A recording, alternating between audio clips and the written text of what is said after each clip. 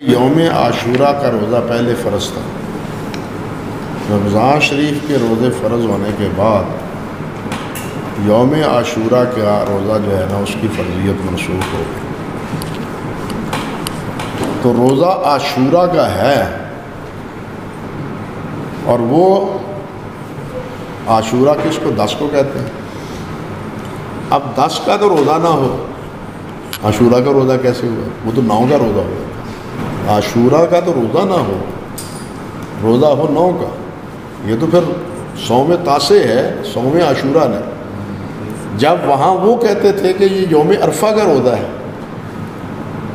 تو پھر عرفہ کا دن، جی عرفہ کا دن تو 9 جب عرفات میں، بھئی جب عاشورہ کا روزہ ہے تو پھر وہ 9 کیسے ہوا؟ تو عاشورہ کا ہونا چاہیے۔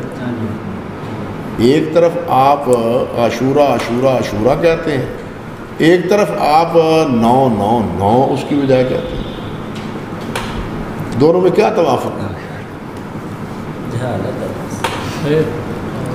بس یہ موقف اسی حدیث کے ظاہری لفظ سے ہوا۔ حالانکہ جمہور محدثین یا فقہاء وہ اس کے قائل نہیں ہیں، وہ دونوں میں یہی تطبیق دیتے ہیں جس طرح حضرت عبداللہ بن عباس سے صحیح سند سے ہے کہ 9 اور 10 کا روزہ رکھا، 9 اور 10، تاکہ اس سے مخالفت بھی ہو۔ کیوں؟ عاشورہ ہے نعمت کا دن، نعمت سے پہلے بھی شکر ہوتا ہے، بچے کی پیدائش سے پہلے جناب ہوتا ہے کوئی عقیقہ، شاید ہوتا ہو، اوڑ کرتے ہیں، ہاں اوٹ کرتے ہیں بچے کی پیدائش سے پہلے، شادی سے پہلے ولیمہ کر لیں، وہ ولیمہ شادی سے پہلے کرتے ہیں۔